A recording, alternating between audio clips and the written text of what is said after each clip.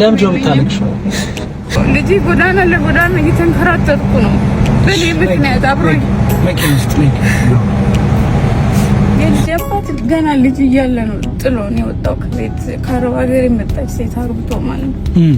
ከዛ ጊዜ ጀምሮ በቃ ምንም የተስተካከለ ህይወት የለኝም። ወላጆቼ ሲያልፉ ደግሞ ጭራሽ ህይወት እየተበላሸ ሄደ። አሁን እዚህ የት ነው የምትኖሪው? ምንም በቃ አንድ ቤተክርስቲያን ውስጥ ነው ያረፍኩት ነበር።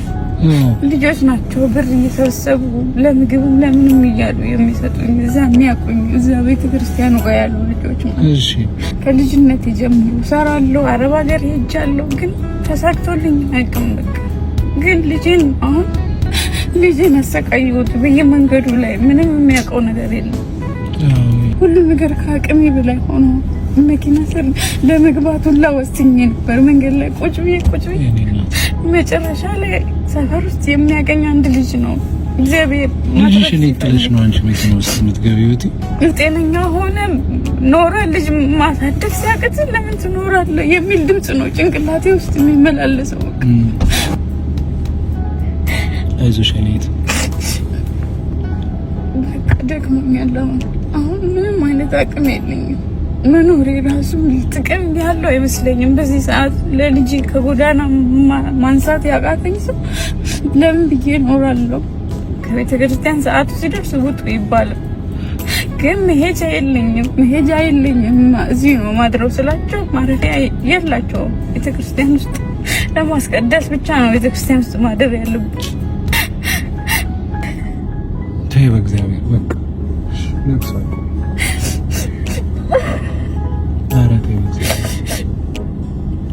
ስለዚህ ለምን ኖራለሁ? ማኖር ያልቻልኩት አንድ ልጅ ትክክል ካላኖርኩት ለምን ኖራለሁ?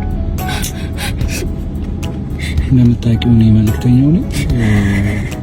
አጋጣሚ በሌለኝ ቀን ነው ገንዘብ የመጣሽው ነው ችነስሽም ልጅ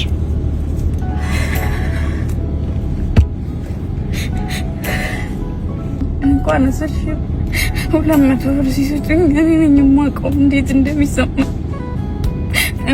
ስጋ መብላት ፈልጋለሁ ሲሉ ስጋው እኮ ያደረ ነው፣ ቆይ በኋላ እያሉ የሸወዱ ነው የማኖረው እስካሁን ድረስ። አመሰግናለሁ በጣም። እሱን ያዥና አሁን በጊዜ መጨመርሽ ነገር የለኝም ምንም ብር ስለሌለ እንግዲህ እግዚአብሔር ይርዳሽ። ሰው ደግሞ ከረዳሽ ምናልባት አካውንትሽን ታውቂዋለሽ? በቃልሽ 34 42 68 56 የአቢሲኒ አካውንት። ስምሽ ማን ነው? መድኃኒት ተፈራ። መድኃኒት ተፈራ። መድኃኒት ተፈራ። ስልክ ቁጥርሽን ንገሪኝ። 0913 97 53 28። እሺ መልካም። ሰው ደግሞ ያው ይሄንንም ባሽን አይቶ ይረዳሻል ብዬ አስባለሁ። ከዛ ውጭ እግዚአብሔር ነው የሚያውቀው።